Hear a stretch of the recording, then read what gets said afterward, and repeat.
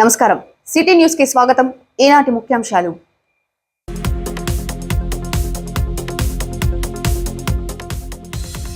వినుకొండలో ఘనంగా పరిటాల వర్ధంతి కార్యక్రమం. పరిటాలకు నివాళులర్పించిన మాజీ ఎమ్మెల్యే మక్కెన, కూటమి నాయకులు.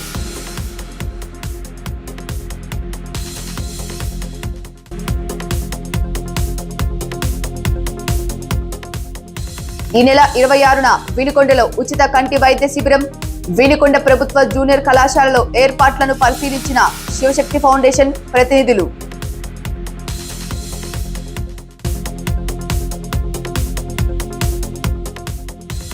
క్రైస్తవ ఆస్తులను కబ్జా చేయటం సరికాదన్న బాప్టిస్టు సంఘ పెద్దలు.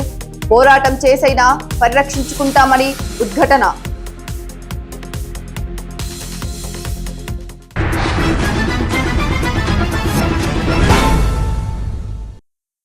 మాజీ మంత్రి దివంగత పరిటాల రవీంద్ర వర్ధంతి కార్యక్రమాన్ని శుక్రవారం వినుకొండలో ఘనంగా నిర్వహించారు. తెలుగుదేశం పార్టీ కార్యాలయంలోను విష్ణుగుండి నగర్ కాల్వకట్టపై ఉన్న పరిటాల రవీంద్ర విగ్రహానికి మాజీ ఎమ్మెల్యే మక్కెన మల్లికార్జునరావు, కూటమి నాయకులు పూలమాలలు వేసి ఘన నివాళులు అర్పించారు. పరిటాల రవి 20వ వర్ధంతి కార్యక్రమాన్ని ప్రజల సమక్షంలో ఘనంగా నిర్వహించడం అభినందనీయమని, ఆయన గురించి భవిష్యత్తు తరాలు తెలుసుకోవాల్సిన వాస్తవాలు ఎన్నో ఉన్నాయన్నారు. వామపక్ష భావాలు కలిగిన శ్రీరాములు కడుపున పుట్టిన రవీంద్ర విద్యార్థి దశ నుంచే వామపక్ష భావాలు ఉన్న గొప్ప నాయకుడు అని కొనియాడారు. స్వర్గీయ పరిటాల రవీంద్ర గారి 20వ వర్ధంతి కార్యక్రమాన్ని వినుకొండలో ఇక్కడ వారి విగ్రహం వద్ద పెద్దలందరి సమక్షంలో ఘనంగా జరుపుకుంటా ఉన్నాం. ఈ సందర్భంగా పరిటాల రవీంద్ర గారి గురించి మనం తెలుసుకోవాల్సిన, భవిష్యత్ తరాలు తెలుసుకోవాల్సినటువంటి వాస్తవాలు ఉన్నాయి. ఆయన వామపక్ష భావాలు కలిగినటువంటి పరిటాల శ్రీరాములు గారి కడుపును పుట్టి విద్యార్థి దశ నుంచే వామపక్ష భావాలతో ఉన్నటువంటి గొప్ప నాయకుడు. స్వర్గీయ ఎన్టీ రామారావు గారి అభ్యుదయ భావాలు నచ్చి వారు చేపట్టినటువంటి సమాజం నిర్మాణం కోసం వీరు కూడా తెలుగుదేశంలో చేరి అంచెలంచెలుగా ఎదిగి శాసనసభ్యుడిగా, తర్వాత క్యాబినెట్ మినిస్టర్గా కూడా ఆ ప్రాంతంలో, ముఖ్యంగా ఆనాడున్నటువంటి అనంతపురం, రాయలసీమ ప్రాంతంలో అప్పటి వరకు వివక్షతకు గురవుతున్నటువంటి అణగారిన వర్గాల కోసం ఆధిపత్య పోరులో ఆయన ప్రజల వెంటన్నుంటూ ఉండి ఒక ఫ్యాక్షనిస్టుగా ఆ రోజు ఉన్నటువంటి పరిస్థితుల్లో ఆయన ఎదుర్కొని ఆయన ప్రాణాలు అర్పించినటువంటి గొప్ప నాయకుడు.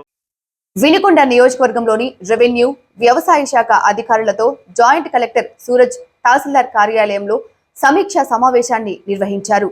వరి కొనుగోలు, వెబ్లాండ్ పరిస్థితులు, గ్రామాలలో రీసర్వే, 22A కేసులు, ప్రజా ఫిర్యాదుల పరిష్కారం వంటి అంశాలపై సమావేశంలో చర్చించారు. అనంతరం ఆర్డీఓ మధులతతో మండలంలోని Shakambari rice mill, Venkata Ramanjaneyulu rice మిల్లులలో తనిఖీలు నిర్వహించారు. గణతంత్ర దినోత్సవాన్ని పురస్కరించుకొని ఈ నెల 26న వినుకొండలో మెగా ఉచిత కంటి వైద్య శిబిరం నిర్వహిస్తున్నట్లు ప్రభుత్వ చీఫ్ విప్ ఎమ్మెల్యే జీవి ఆంజనేయులు ఆధ్వర్యంలో నడుస్తున్న శివశక్తి లీలా అండ్ అంజన్ ఫౌండేషన్ ప్రతినిధులు తెలిపారు. అనేక సంవత్సరాలుగా వినుకొండ నియోజకవర్గంలో దాదాపు 42,000 మందికి కంటి ఆపరేషన్లను చేయించామని, దాని కొనసాగింపుగా ఇప్పటి శిబిరం ఏర్పాటు చేయబోతున్నామన్నారు.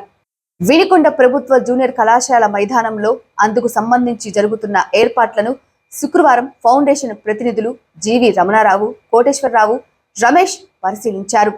ఈ శిబిరానికి వచ్చేవారు Aarogyasri card, Aadhaar card, voter ID card జిరాక్స్లతో పాటు ఫోన్ నెంబర్ తీసుకురావాలన్నారు. ఈ అవకాశాన్ని వినుకొండ నియోజకవర్గ ప్రజలు సద్వినియోగం చేసుకోవాలన్నారు. వినుకొండ నియోజకవర్గ ప్రజలందరికీ కూడా నమస్కారాలు. గత 23 ఏళ్లుగా కులమత రాజకీయ పార్టీలకు అతీతంగా శివశక్తి ఫౌండేషన్ ద్వారా మన ప్రీతమ గౌరవ శాసనసభ్యులు, ప్రభుత్వ చీఫ్ విప్ జీవి ఆంజనేయ గారు, అదేవిధంగా శివశక్తి ల్యాండ్ ఫౌండేషన్ చైర్మన్ శ్రీమతి గొను లీలావతి గారి ఆధ్వర్యంలో అనేక సేవా కార్యక్రమాలు చేస్తున్న సంగతి మీ అందరికీ తెలిసిందే. దాంట్లో భాగంగా ఇప్పటికీ మన నియోజకవర్గంలో దాదాపు 42,000 మందికి మనం శివశక్తి ఫౌండేషన్ ద్వారా శంకర కంఠాసుపత్రిలో ఆపరేషన్ చేయించడం జరిగింది. ఇంకా ఎన్నో సేవా కార్యక్రమాలు చేస్తున్నారు. ఈ నెల అంటే ఎల్లుండి 26వ తేదీ ఆదివారం ఈ ప్రభుత్వ జూనియర్ కాలేజ్ గ్రౌండ్లో ప్రజలందరి కోసం ఉదయం 9 గంటల నుండి మధ్యాహ్నం 2 గంటల వరకు గుంటూరు శంకర కంఠ ఆసుపత్రి వారి సహకారంతో శివశక్తి ఫౌండేషన్ ఆధ్వర్యంలో మన ప్రీతమ గౌరవ శాసనసభ్యులు జీవి ఆంజనేయ గారి ఆదేశాలతోటి ఇక్కడ ఉచిత క్యాంపు నిర్వహించడం జరుగుతుంది. దీన్ని ప్రజలందరూ ఉపయోగించుకోవాలని కోరుకుంటున్నాం. ఈ క్యాంపులో ముఖ్యంగా కళ్ళద్దాలు ఇవ్వబడవు. ఎవరికైతే కంటి ఆపరేషన్ అవసరమవుతుందో డాక్టర్లు పరీక్ష చేసి అది ఆపరేషన్ అనుకున్న వారికి ఉచితంగా గుంటూరు పంపించి ఆపరేషన్ చేయడం జరుగుతుంది. కాబట్టి ఈ యొక్క అవకాశాన్ని ప్రజలందరూ కూడా కుల మత రాజకీయ పార్టీలకు అతీతంగా ఉపయోగించుకోవాలని మన జీవి ఆంజనేయ గారి ద్వారా మీ అందరికీ తెలియపరుచుకుంటున్నాం. ఈ క్యాంపుకి వచ్చే వాళ్ళందరూ కూడా ఆధార్ కార్డు, అదేవిధంగా ఆరోగ్యశ్రీ కార్డు, ఓటు గుర్తింపు కార్డు జిరాక్స్ తీసుకొని రావాలి. ఫోన్ నెంబర్ తప్పనిసరిగా తీసుకొని రావాల్సిందిగా అందరికీ ముఖ్యమని విజ్ఞప్తి చేసుకుంటున్నాం. Thank you. వినుకొండ పట్టణంలోని సుమారు 150 కోట్ల క్రిస్టియన్ ఆస్తులను కాపాడాలని ఇమ్మానియల్ బాప్టిస్ట్ చర్చి నిర్వాహకులు విజ్ఞప్తి చేశారు. బాప్టిస్ట్ చర్చిలో జరిగిన విలేకరుల సమావేశంలో న్యాయవాది ఎంఎన్ ప్రసాద్ మాట్లాడుతూ పట్టణంలోని మిస్సమ్మ బంగ్లా స్థలాన్ని కొందరు కబ్జా చేయాలని చూస్తున్నారని, ఆ స్థలంలో ఉన్న శిలువను కూడా తొలగించారని తెలిపారు. క్రిస్టియన్ ఆస్తులను కాపాడవలసిన బాధ్యత ప్రభుత్వానికి ఉందన్నారు. మనందరికీ తెలుసు, వినుకొండలో క్రిస్టియన్ ఆస్తులు ఏబిఎఫ్ఎంఎస్ పేరుతో ఉన్నాయి.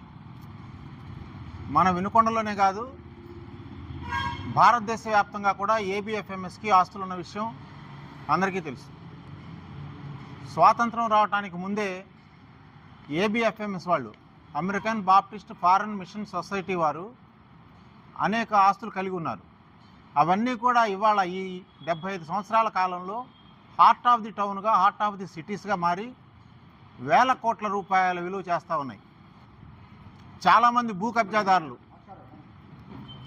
అన్యాక్రాంతంగా తప్పుడు దస్తావేజులు సృష్టించుకున్న వాళ్ళు హైకోర్టు ఆర్డర్ మాకు అనుకూలంగా వచ్చింది, ఈ ఆస్తులన్నీ మావేను అనేటువంటి ఒక తప్పుడు ప్రచారం చేస్తూ ఉన్నారు.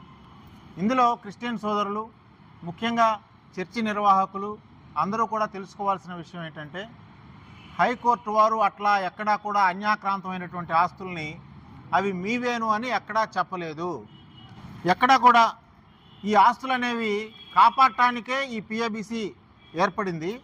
కాబట్టి వీటిని అన్యాక్రాంతం చేయటానికి ఈ కోర్టు ఎక్కడా కూడా పర్మిట్ చేయదు అని క్లారిటీగా ఆ జడ్జిమెంట్లో చెప్పారు క్లియర్గా.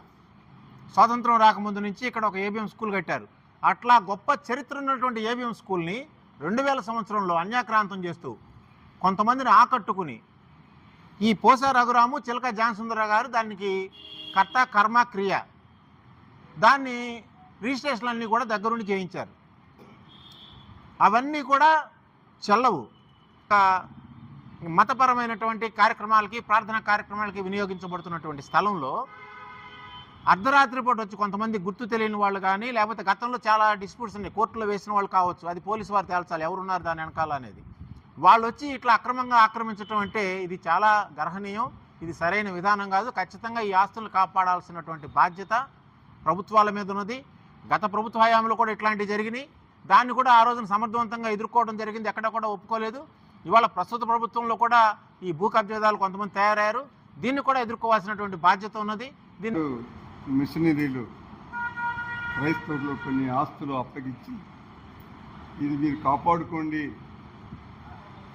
వీటి ద్వారా మీరు హై స్కూల్స్ కానీ, హాస్పిటల్ కానీ, పేదలకు కొన్ని సౌకర్యాలు కలిగించడానికి ఈ ఆస్తుల్ని మీరు వాడుకొని అన్యాక్రాంతం చేయవద్దు అనేటువంటి ఉద్దేశంతో వాళ్ళు ఆనాడు మిషనరీలు క్రైస్తవులకు అప్పచెప్పారు.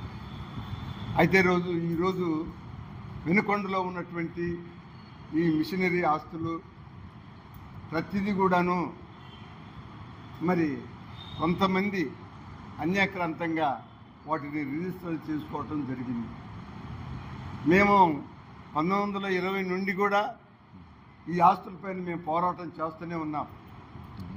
ఇది క్రైస్తవుల ఆస్తులు, వీటి జోలికి మీరు ఎవరు వెళ్ళవద్దు, వీటిని కాపాడుకోవాలన్నటువంటి బాధ్యత మా క్రైస్తవుల మీద ఉన్నది.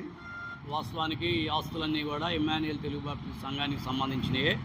ఎందుకంటే అప్పట్లో మిషనరీలు 1910 నుండి అంతకు ముందు నుండి కూడా ఇక్కడ మరి బాప్టిస్ట్ పరిచర్య జరిగించిన మిషనరీలు ఇక్కడ ఆస్తులు సంపాదించారు. వారు 3 పరిచర్యలు స్థాపించారు. ఒకటి ఎడ్యుకేషన్గా స్కూల్ స్థాపించారు, రెండవది సేవాపరంగా church Immanuel Telugu Baptist church స్థాపించారు, మూడవది హెల్త్ సెంటర్ కూడా స్థాపించి ఈ ప్రాంతవాసులకి గొప్ప సేవ చేశారు. అందులో భాగంగానే ఈ మిషన్ ఆస్తులు స్థాపించారు. పిఏబిసి ద్వారా ఈ మిషన్ ఆస్తులు ఈ సంఘానికే చెంది ఉంటాయి అనే దానికి ఏ సందేహం లేదు.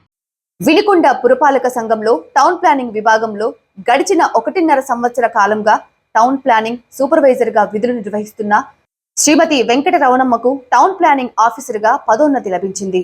ఆమెను తిరిగి వినుకొండ పట్టణానికి టీపీఓగా నియమించారు. ఈ సందర్భంగా మున్సిపల్ కమిషనర్ సుభాష్ చంద్రబోస్ సంతోషాన్ని వ్యక్తపరుస్తూ టీపీఓగా కూడా వినుకొండ పట్టణ ప్రజలకు మెరుగైన సేవలు అందించాలని కోరారు.